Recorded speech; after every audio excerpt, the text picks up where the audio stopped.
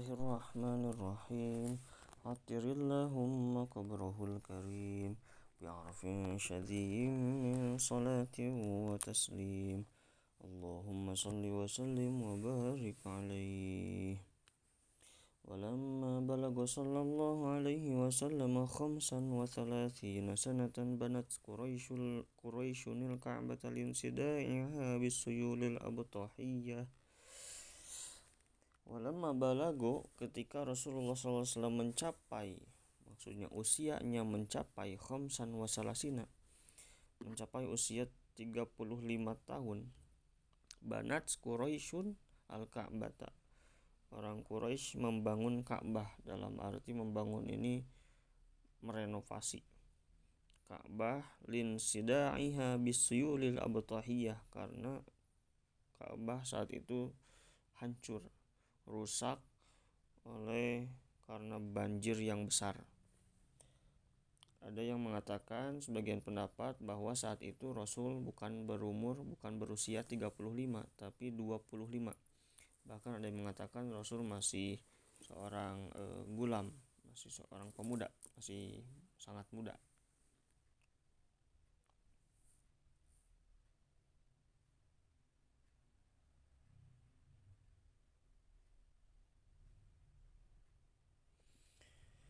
Jadi Ka'bah, tepatnya Mekah, memang sering kali terkena banjir. Bahkan itu bisa terbukti hingga zaman modern, sekitar tahun 1900-an itu Ka'bah pernah juga tergenang banjir. Jadi Ka'bah itu sering terkena banjir sehingga sering rusak, dan sudah beberapa kali dilakukan renovasi, bahkan renovasi besar-besaran.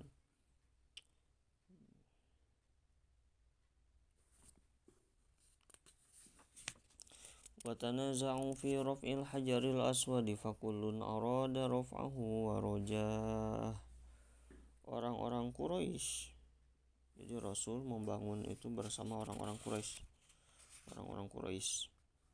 Nah, orang-orang Quraisy itu mereka berselisih, bertentangan, saling berselisih paham dalam penempatan Hajar Aswad. Ketika sudah dipugar Ka'bah, mau dibangun kembali, ketika Hajar Aswad akan ditempatkan lagi pada tempat asalnya, mereka itu memang mengetahui bahwa Hajar Aswad itu batu paling mulia. Nah, orang-orang Quraisy, lebih tepatnya para pemimpin-pemimpin dari setiap kabilah, itu para pembesar-pembesarnya, mereka berselisih mengenai penempatan Hajar Aswad.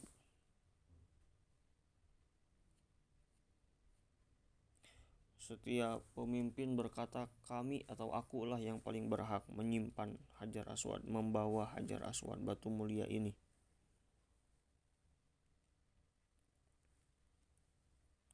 Dimana Hajar Aswad itu min yakutati baydo, dari batu yakut yang berwarna putih. Tapi kenapa dinamai Aswad, yang artinya hitam?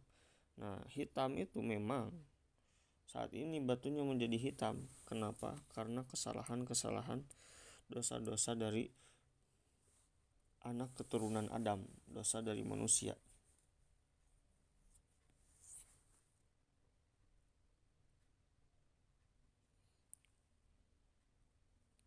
Seperti halnya tongkat Nabi Musa juga sama, makom Ibrahim pun sama, dan cincin Nabi Sulaiman itu berasal dari surga.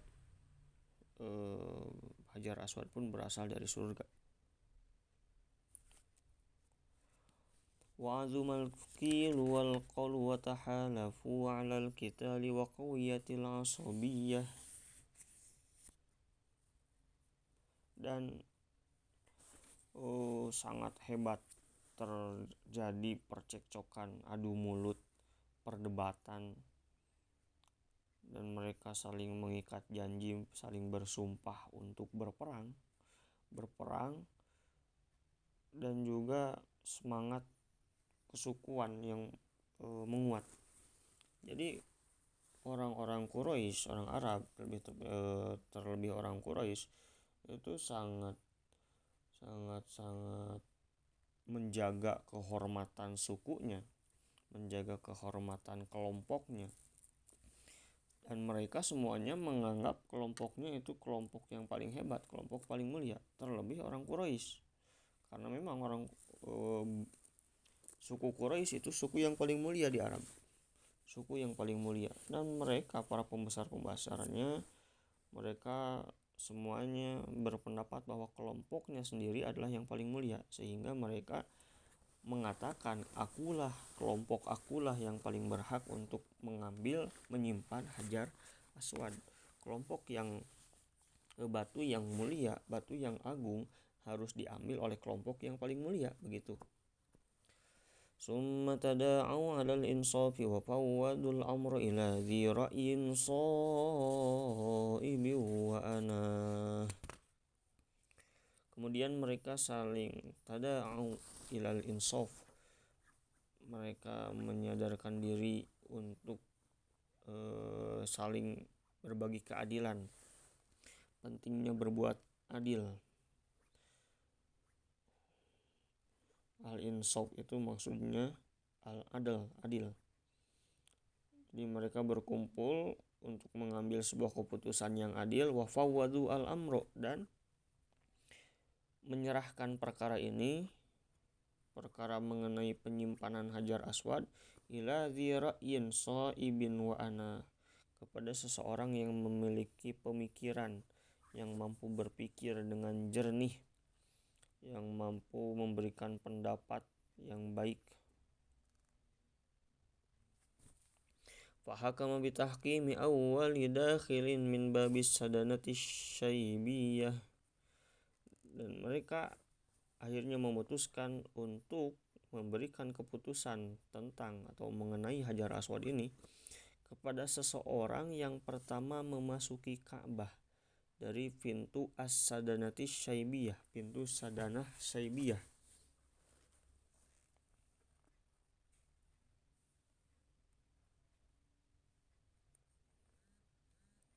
فكان النبي صلى الله عليه وسلم أول داخل فقالوا هذا الأمين وكلنا نقبله ونرضاه.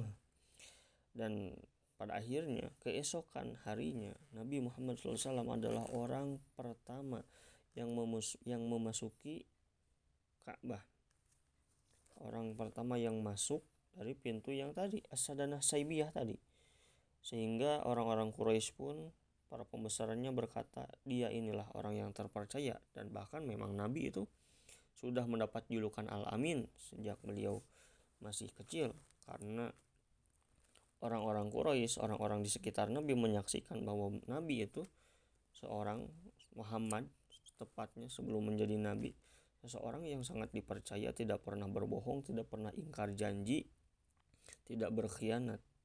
Sehingga kata mereka, kata orang Quraisy, hadzal amin, inilah orang yang terpercaya, inilah al-amin, wa kulluna naqbaluhu wa nardoh, dan kita semua menerima dan meridhoi, rela kepadanya.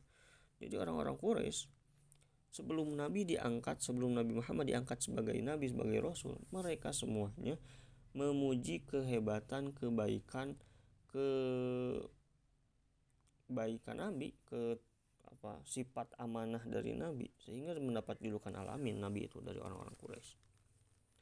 Mereka rela, mereka ridho menerima setiap apa yang akan diputuskan Nabi, sesuai perjanjian bahwa mengenai Hajar Aswad akan diserahkan kepada orang yang pertama masuk dari pintu Sadanah Syaibiyah, dan Nabi lah yang pertama masuk. Fa akhbaruhu bi annahum raduhu an yakuna sahibal hukmi fi hadzal mulimmi wa waliyah, dan mereka menyampaikan kepada Nabi, fa akhbaruhu bi annahum raduhu, bahwa mereka rela kepada Nabi, ridho kepada Nabi, ay yakuna sahibal hukmi fi hadzal mulimmi wa waliyah, jika yang menjadi pemutus, yang memberikan keputusan dan menetapkan hukum untuk perkara, untuk urusan yang rumit ini, urusan yang para pembesar saat itu tidak ada yang bisa memutuskan, tidak ada yang memberikan keputusan yang sangat bijak, Bagaimana bisa satu batu sedangkan semua pembesar dari kabilah ingin membawanya dan merasa paling berhak? Tidak bisa. Lalu wada'al hajaru fi saubin thumma amara an tarfa'ahul qabailu jami'an ila murtaqah.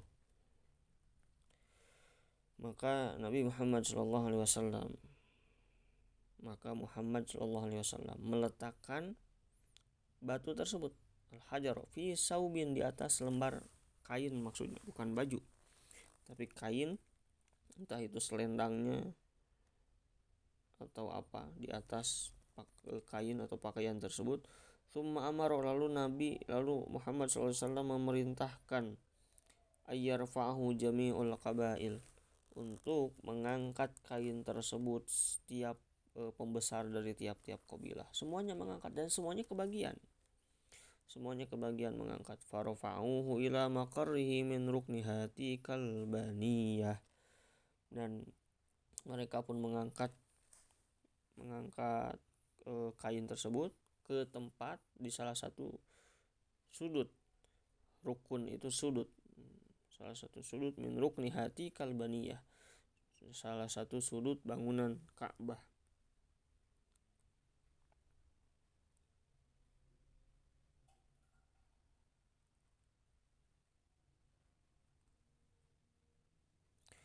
Wa wada'ahu sallallahu alaihi wasallam biyadihi syarifi fi mawdi'ihil ana wa bana. Lalu dengan kedua tangan Muhammad SAW yang mulia, yang agung, beliau meletakkan batu itu ke tempatnya yang saat ini, wabana, dan membangunnya. Jadi Nabi Muhammad saat itu mengikuti atau ikut andil berperan dalam proses pembangunan Ka'bah. Beliau belum menjadi nabi.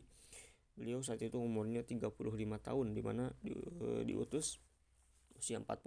Bahkan ada yang mengatakan berusia 25 tahun pada saat itu. Allahumma sholli wa sallim wa barik alaihi.